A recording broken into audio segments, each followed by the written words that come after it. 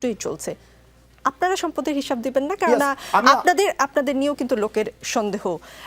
আরেকটার সাথে একটু প্রশ্ন যে আপনি তো অনলাইনে আপনার ইংলিশ যে ক্লাস সেটা দেখছিলাম আমি আজকে, সেখান থেকে একটা শব্দও শিখেছি, এমবি ডেক্সটেরাস, মানে মেধাবী। জি, আপনি মেধাবী, কিন্তু স্কুল অফ এক্সিলেন্স সেটা কেমন চলছে? দুইটা প্রতিষ্ঠান রয়েছে। জি, আচ্ছা, আমি ওইটার কথাই জানি। এইটাই কি আপনার আয়ের একমাত্র মানে উপায় কিনা? না, আমি 2017 সাল থেকে ইনকাম করি।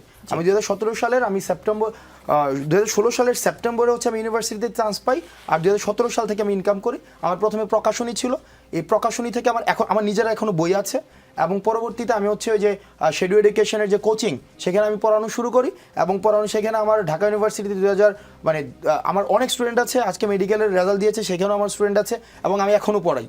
আমি এখনও দেখা যাচ্ছে আমার আরও 2টা ক্লাস বাকি আছে, 25 তারিখ ঢাকা ইউনিভার্সিটির পরীক্ষা। আমি দেখা যায় ফজরের পরে 6টা 7টার দিকে আমি ক্লাস নেই। এবং আমার যে ইনকাম সোর্স রয়েছে, সেই ইনকাম সোর্সের যে মূল অংশগুলো, সেটা হচ্ছে প্রথমত হচ্ছে প্রকাশনী, দ্বিতীয় হচ্ছে এখনও আমি পড়াই, প্রকাশনীতে আমার ইনভেস্টমেন্ট রয়েছে, এবং হচ্ছে একটা প্রকাশনী নাকি কয়টা প্রকাশনী? একটা প্রকাশনী। তারপরে হচ্ছে আমার 2টা অনলাইন প্রতিষ্ঠান রয়েছে। একটা প্রতিষ্ঠানের ডিরেক্টর আমি। এখন প্রশ্ন করতে পারেন সেগুলো কি আন্দোলনের পরে হয়েছে কিনা? না, সেগুলো আন্দোলনের পরে না। যেটার আমি ডিরেক্টর, সেটা হচ্ছে 2023 সালের জুন মাসে সেটার আমি হচ্ছে চুক্তিবদ্ধ হয়েছে, এবং সেখানে আমার একটা ইনভেস্টমেন্ট রয়েছে। তারপরে হচ্ছে আরেকটা প্রতিষ্ঠান আমি পড়াই, অনলাইন প্রতিষ্ঠানে আমি পড়াই, সেখানেও হচ্ছে আমি কোর্স বিক্রি করি।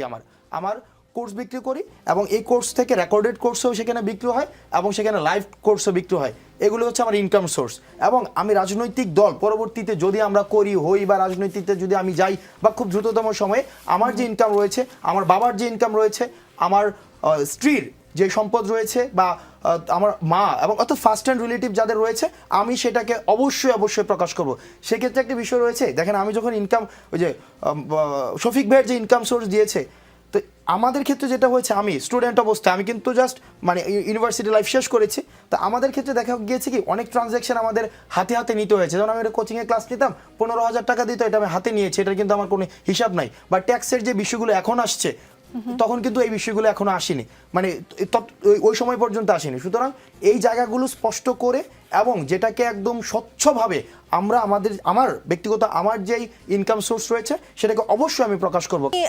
যদি নির্বাচনে রাজনৈতিক দল করেন এবং নির্বাচনে দাঁড়ান, তখন আপনি না, আমি এখনই দেব, এখন সময়টাই জানতে চাচ্ছি এখন বলতে হচ্ছে আমি এই মাসের শেষের দিকের মধ্যে হচ্ছে আমি আমার যে আয় বিবরণী, আমার যে ইনকাম রয়েছে, আমি ইনকাম প্রকাশ করব। এবং আমার ইনকামের সোর্স জানার জন্য আমি প্রকাশ করার আগে আপনারা আমার প্রতিষ্ঠানগুলো যেগুলো রয়েছে, সেগুলোকে সার্চ করলেই দেখবেন যে সেগুলোর অর্থ কি পরিমাণ ইনকাম করে প্রত্যেক বছর আসে। 5 মাস আগে আপনার আয় কত ছিল, আপনার সম্পদ কত ছিল, আর 5 মাস পরে কত, সেটা তফাৎ জানতে পারবো? সেটা আপনি এখনো যদি সার্চ করেন যে স্কুল অফ এক্সিলেন্সের কোর্সগুলোতে কি স্টুডেন্ট কতজন কিনেছে, সেখানে লেখা আছে কতজন কিনেছে এই কোর্সটা, এবং সেটার সাথে যদি আপনি কোর্সের দাম কত সেটা গুণ দেন, এবং সেটা 10% আমি পাই, এবং ডিরেক্টর অ্যালাউন্স বাবদ আমি প্রত্যেক মাসে 90,000 টাকা পাই। এখন থেকে না, এই যে স্কুল অফ এক্সিলেন্সে ডিরেক্টর অ্যালাউন্স বাবদ আমি একদম নর্মালি ইনকাম নিয়ে কথা, আমার তখন থেকে 90,000 টাকা হচ্ছে ডিরেক্টর অ্যালাউন্স প্রত্যেক মাসে 2023 সালের জুন থেকেই, এবং বছর শেষে যে ইনকাম হয় সেটার 10% আমি পাই।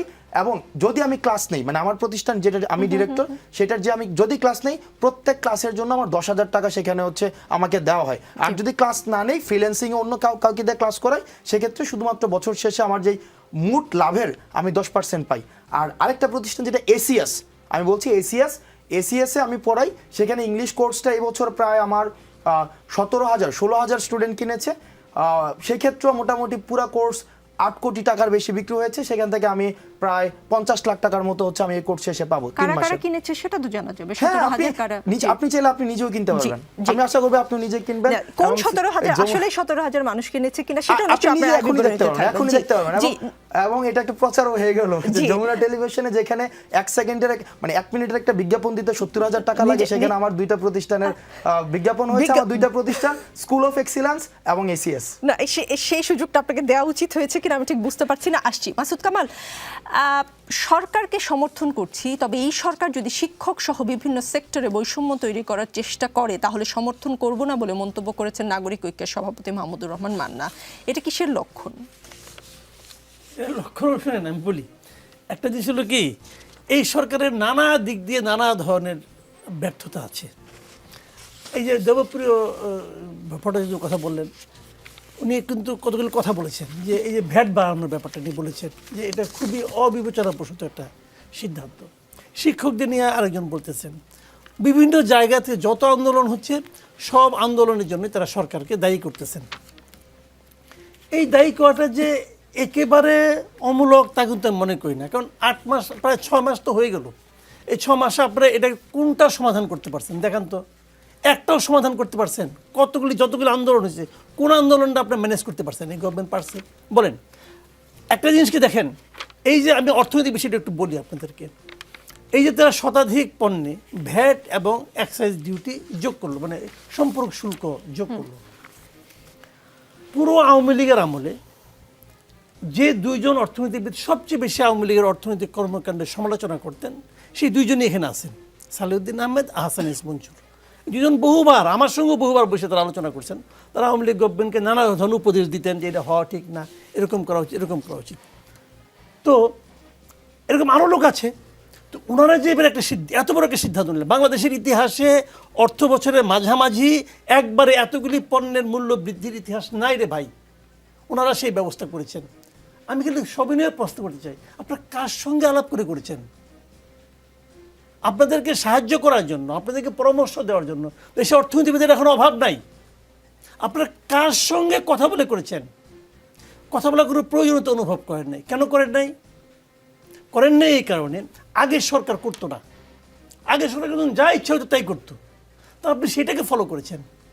এই জন্য আগের সরকার যে করতো না করার সঙ্গে পরামর্শ, এই জন্য ওদেরকে আমরা স্বৈরাচারী বলতাম। তাহলে আপনি তো মহা স্বৈরাচারী ভাই। আপনি বলেন, ব্যাখ্যা দেন, আপনি কেন কারোর সঙ্গে কথা বলেন না? আপনার তো কোনো ম্যান্ডেটই নাই। যদি বলেন ম্যান্ডেটটা ছাত্ররা দিয়েছে, ছাত্ররা ম্যান্ডেট দেয় না, আচ্ছা বলেন, ছাত্ররা যখন আন্দোলন করে তখন যদি আপনি বলতেন যে তোমরা যে আন্দোলন করতেছ, এই আন্দোলন যদি সফল হয় তাহলে জেনারেল জাহাঙ্গীর আলমকে আমরা বানাবো স্বরাষ্ট্রমন্ত্রী, নূরজাহান বেগমকে বানাবো আমরা স্বাস্থ্যমন্ত্রী, কি বিধান রঞ্জন রায় পোদ্দার তাকে বানাবো মন্ত্রী। আমেরিকায় থাকে এক ভদ্রলোক, তার নাম কি ফারুকি আজম, তার আমেরিকার থেকে ডাইকে আইনা আমরা উপদেষ্টা বানাবো। যদি বলতেন ওরা আন্দোলন করতে, ভাই তুই কে তুই? আমরা তোদের জন্য আন্দোলন করতেছি। এই যে উপদেষ্টা বসে আছে এর 80% লোকের, 80% উপদেষ্টা এই আন্দোলনের সঙ্গে শারীরিক, মানসিক, অর্থনৈতিক কোনো সম্পৃক্ততা নাই। তারা একটা লাইন কথা বন্ধ কোথাও বলে নাই, এরা কেউ বলে নাই। তো আপনি বলেন তারা উপদেষ্টা।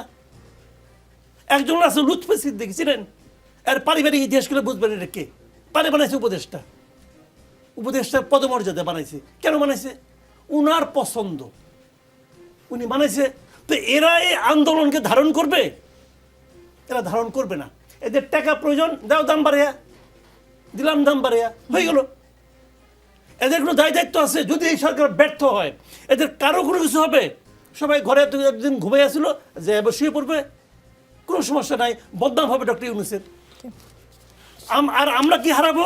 আমাদের এই যে প্রত্যাশা, যে কথাটা বলতে বলতে এরা আবেগপ্রবণ হয়ে যায়, আমার ভাইয়ের রক্ত আমার চোখের সামনে পড়ছে, বলে তো এটা তো বানিয়ে বলে না রে ভাই। এর কোথায় রিফ্লেকশন কোথায় বলেন আপনি? এদের কার মধ্যে রিফ্লেকশন আছে? এদের কারোর মধ্যে নেই। ওই রক্তক্ষরণ কি এখন হচ্ছে না? যখন একটা জিনিস কিনতে যে প্রতিটা জিনিসের আমি দাম বাড়তি পাই, ও রক্তক্ষরণ হয় না আমাদের? এই রক্তক্ষরণ সে দেখতে পায়?